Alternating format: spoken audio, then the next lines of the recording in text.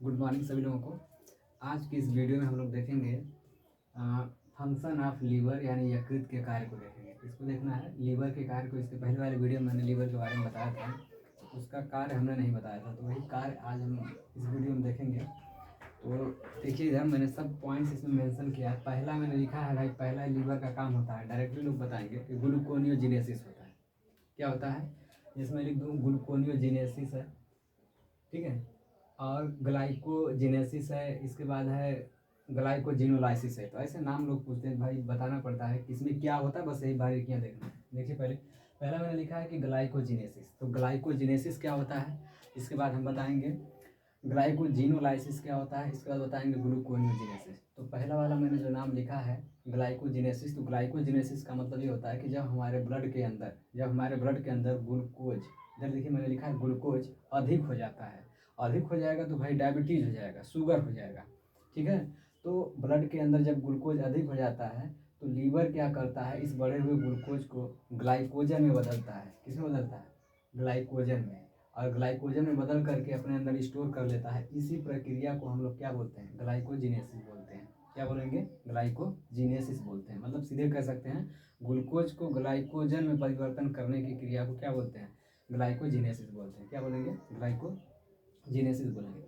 इसके बाद मैंने लिखा है कि ग्लाइकोजिनोलाइसिस लिखा है। सेकेंड वाला प्रोसेस क्या होता है ग्लाइकोजिनोलाइसिस में? तो ग्लाइकोजिनोलाइसिस का मतलब ये होता है कि जब ब्लड के अंदर ग्लूकोज की कमी हो जाती है, जब ब्लड के अंदर ग्लूकोज की कमी हो जाती है तो लीवर के अंदर जो ग्लाइकोजन के रूप में ग्लूकोज को स्टोर किया गया है, इस ग्लाइकोजन से फिर ग्लूकोज बनाने की क्रिया को क्या कहेंगे? ग्लाइकोजिनोलाइसिस कहते हैं। क्या कहेंगे? ग्लाइकोजिनोलाइसिस। मतलब कह सकते हैं कि पहले वाले प्रोसेस का यह उल्टा है।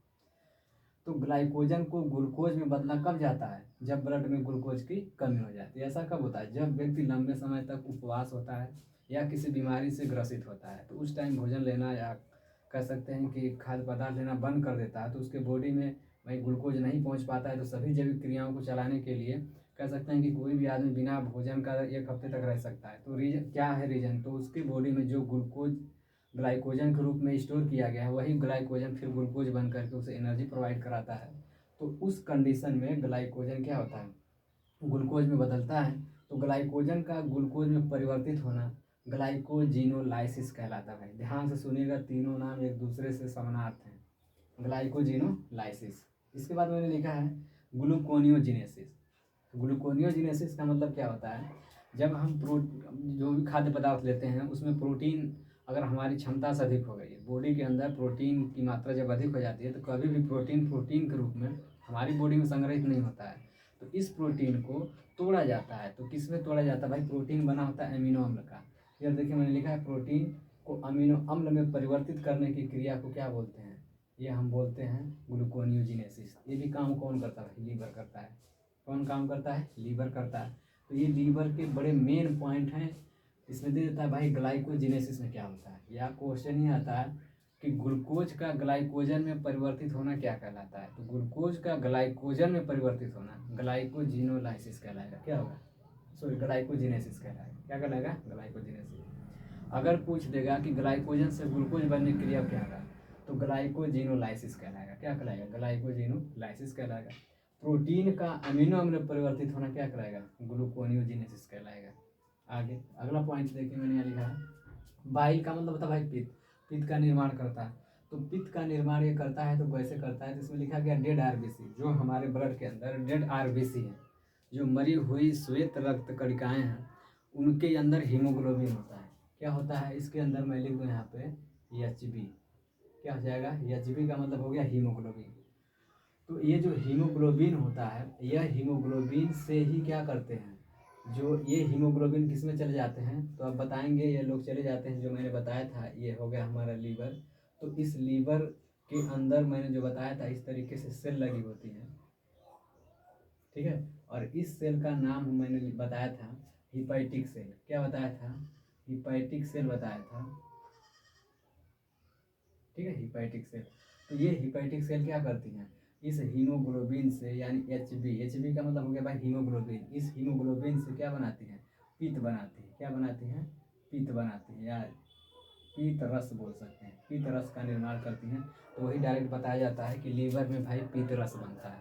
तो लीवर में पीत रस बनता है, तो लीवर में पीत रस बनाने के लिए लीवर को क्या चाहिए, तो डेड आरबीसी के अंदर जो हीमोग्लोबिन होता है, उस हीमोग्लोबिन का उपयोग करके लीवर हमारे अंदर क्या बनाता है, बाइल बनाता है। देखिए मैंने लिखा है बाइल इन लीवर, लीवर में बाइल बनता है।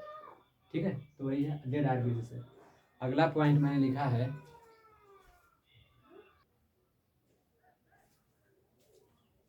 अगला मैंने पॉइंट लिखा है हिपैरिन लिखा है। क्या लिखा है, हिपैरिन। हिपैरिन का निर्माण भी लीवर करता है। तो कैसे करता है, देखिए हिपैरिन के बारे में पहले जानिए। हिपैरिन एक ऐसा पदार्थ होता है जो हमारे रक्त नलिकाओं के अंदर रुधिर को जमने से रोकता है।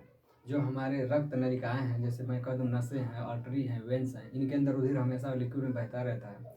तो उस बहने का कारण क्या है, तो बहने का कारण यह है कि हमारे रक्त के अंदर या नलिकाओं में हिपैरिन पाया जाता है, जो रक्त को कभी जमने नहीं देता है। नॉर्मली सबको पता होता है कि जैसे रक्त बॉडी से बाहर आता है वो थक्का जम जाता है, तो बाहर आने के बाद जम जाता है, अंदर क्यों नहीं जमता है, तो हमारा जवाब ये होगा कि बॉडी के अंदर जो रक्त नलिका है तो उसमें हिपैरिन पाया जाता है। यहाँ पर सिर्फ ये बताना है कि हिपैरिन बना किसका होता है, कौन बनाता है। तो हिपैरिन देखिए, हिपैरिन का निर्माण कौन करता है बॉडी के अंदर, बताएंगे लीवर करता है। कौन करता है, लीवर करता है, याद रहे। ठीक है, इसके बाद मैंने लिखा है यूरिया फार्मेशन। तो बॉडी के अंदर यूरिया का भी निर्माण होता है। ये यूरिया फार्मेशन का काम कौन करता है, ये लीवर करता है। कौन करता है, लीवर करता है, जो मैंने यहाँ पे बनाया फिगर। ठीक है, ये लीवर करता है यूरिया का। ये क्या करता है, ammonia plus CO2, ammonia body में मिल जाती है और CO2 लीवर में बन जाता है। दोनों का उपयोग करके ये क्या करते हैं, यूरिया बना देते हैं। तो डायरेक्टली हम कहेंगे लीवर यूरिया का भी निर्माण करता है।